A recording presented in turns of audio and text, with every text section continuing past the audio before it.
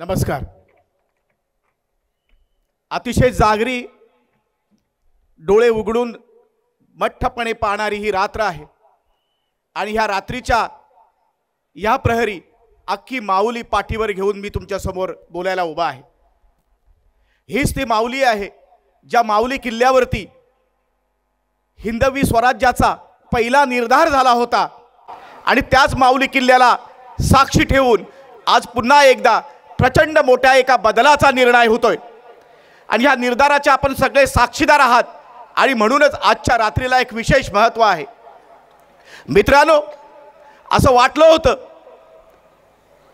की या पट्ट्यामध्ये सगळे ओळखीचेच आहेत, मात्र एक मित्र असलेलं सुद्धा हे गाव आहे।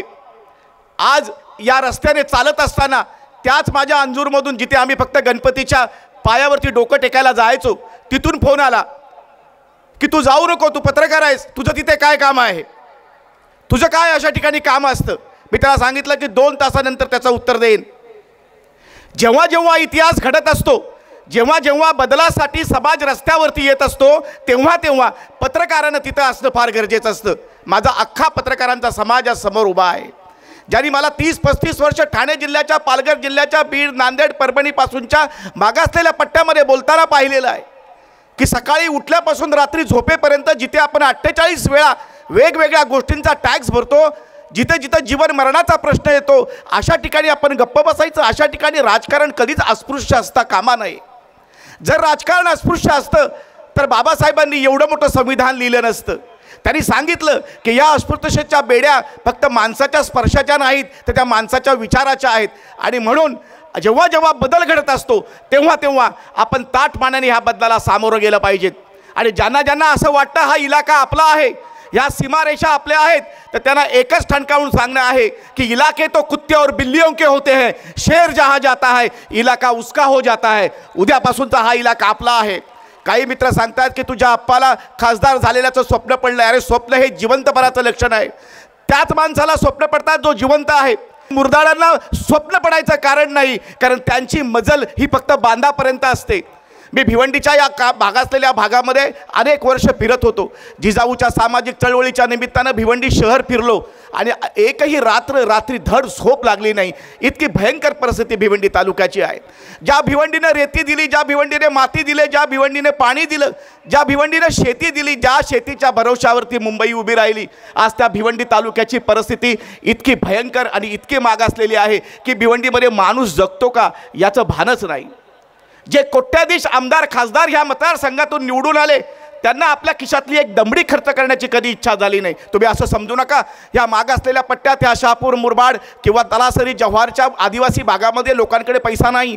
मी तुम्हाला एका पाठोपाठ एक अशा 1 डझन नेत्यांची नावं सांगेन की जे आदिवासी आहेत, ज्यांच्या घरावरती जर छापा घातला तर लॉरी भर पैशाची बंडलं बाहेर पडतील, मात्र पैसा खर्च करायला लायकी पण लागते आणि अक्कलही लागते। दुर्दैवानं ही अक्कल आणि ही लायकी ठाणे, पालघर जिल्ह्याच्या नशिबात कधीच नव्हती आणि ती झडपोलीतून आलेल्या, ज्या झडपोली गावाची लोकसंख्या जेमतेम 200 नाही, त्या मागासलेल्या आदिवासी बहुल झडपोली ह्या गावामध्ये दररोज सकाळी 2000 विद्यार्थ्यांचं जेवण बनतं।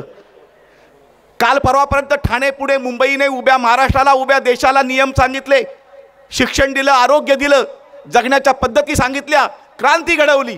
यापुढची क्रांती ही आदिवासी भागातून येते, झडपोलीच्या गावातून येते। 3 कुणब्यांची मुलं सकाळी पोट आपल्या खांद्यावरती बांधतात आणि समाजसेवेसाठी बाहेर पडतात। या व्यासपीठावरची 2 जण अजरामर आहेत, त्यांची स्मारकं बांधावी लागणार नाहीत। 300-350 वर्षापूर्वी त्या माईनं, जिजाऊनं हिम्मत केली आणि एक शिवाजी लोकांसाठी समर्पित केला की तो आज निघालेला संध्याकाळी जिवंत येईल काही माहीत नाही। अशा परिस्थितीत तिने 1 नव्हे 3 छत्रपती दिले। आपण ताराराणींना विसरतो, त्याही छत्रपतीच होत्या। तर दुसरा माझा आप्पा, मी पहिल्याच सभेमध्ये अनोळखी होतो, जिजाऊ परिवारामध्ये आलो आणि पहिल्या रांगेत बसलेल्या एका 15 वर्षाच्या मुलाने तो व्हिडिओ बनवला होता जो 1 कोटीपेक्षा जास्त लोकांनी पाहिला। मी तेव्हा म्हणालो होतो की आप्पा, की किती नशीबवान तू आहेस, किती नशीबवान तुझी आई आहे की हिंदू धर्मामध्ये 18 योनीचा फेरा म्हणतोय, तिचा 18 योनीचा फेरा चुकला, ती साक्षात स्वर्गात जाईल आणि तुझं स्मारक आम्हाला बांधावं लागणार नाही. कारण ही जी हजारोंच्या संख्येमध्ये जमलेली जी लोकं आहेत, त्यांच्या डोळ्यांच्या छबीमध्ये, त्यांच्या डोळ्यांच्या बुबुलांमध्ये उद्याची आशा तू जागवलेस, तेच तुझं स्मारक आहे. उद्या या कोकणच्या किनारपट्टीमध्ये दरवर्षी हजारांच्या संख्येमध्ये अधिकारी निर्माण होतील. उद्या ह्या कोकणच्या किनारपट्टीमध्ये डॉक्टर निर्माण होतील, इंजिनियर होतील. मात्र हे होत असतानाच गेली 70-75 वर्ष एक गोष्ट हा देश विसरून गेला होता, तो म्हणजे समाजसेवा. तुझ्या हाताने तुझ्या नजरेसमोर लाखांच्या संख्येमध्ये जिजाऊचं स्टिकर डोक्यावरती, जिजाऊची ओळख डोक्यावरती बांधून फिरणारी समाजसेवकांची पिढी, एक टीमच्या टीम अख्खी निर्माण झालेली आपण बघतोय. निवडणुका येतील जातील. आज ह्या मेळाव्याला उपस्थित असलेल्या कुटुंबांनी सकाळी 11 वाजेपर्यंत स्वतःच्या कुटुंबाचं जरी मतदान केलं तरी सुद्धा ह्या गावांना, इथल्या गोरगरिबाला नडणाऱ्या धारे बांधले जातील. हा या मरत्या रात्रीचा माझा तो शब्द आहे आणि तो तुम्ही पूर्ण करणार. निवडणुका येतात, निवडणुका जातात, मात्र निवडणुका का लढायच्या आणि निवडणुका कुणी लढायच्या यालाही काही अर्थ आहे. मी निवडणूक बघितली राजू शेट्टीची, मी निवडणूक बघितली माजी उपमुख्यमंत्री आबा पाटलांची, की ज्यांना रस्त्यातून थांबून शेताचा नांगर सोडून शेतकरी पुरचुंडीला बांधलेले 50 रुपये, 10 रुपये, 50 रुपये देत होते. मी निवडणूक पाहिलेली आहे बच्चू कडूची, की त्याला नाक्यावरती थांबून त्याची काच ठोकून लोकांनी गाडीमध्ये पैसे टाकले. तो जेव्हा घरी परतायचा तेव्हा त्याच्या मागच्या सीटवरती पैशांचे भारे बनलेले असायचे. बच्चू भाऊंनी निवडणूक संपल्यानंतर पैसे मोजले आणि ते परत करण्यासाठी त्यांना 3 वर्ष लागले. अशा माणसाला निवडून द्यायचं की निवडणुकीवरती त्याचं पोट नाही, की उद्या तो निवडून आला की वराईवर जगेल, कारखानदारांना थांबवेल. पण कुणालाही आयुष्यातली कुठलीही पुंजी खर्च करायची असेल तर त्यांच्या घरामध्ये फोन करून त्यांच्या दारात उभं राहिल्याशिवाय ते काम करता येत नाही. असं आप्पाच्या काळात होणार नाही. ज्या व्यवस्थेसाठी आम्ही झगडलो, ज्या एका छोट्या सुविधेसाठी आम्ही रडलो, ज्या छोट्या रस्त्यांसाठी गेले 20-20, 25-25 वर्ष आम्ही संघर्ष केला, या सगळ्या गोष्टी जर हक्काने मिळवायच्या असतील तर हक्काचा माणूस लोकसभेत पाठवावा लागतो. आणि एकदा का ह्या श्रीमंत विरुद्ध हनुमंत ही लढाई ह्या ठाणे जिल्ह्यातल्या भिवंडी मतदारसंघामध्ये आपल्याला खेळवावी लागेल.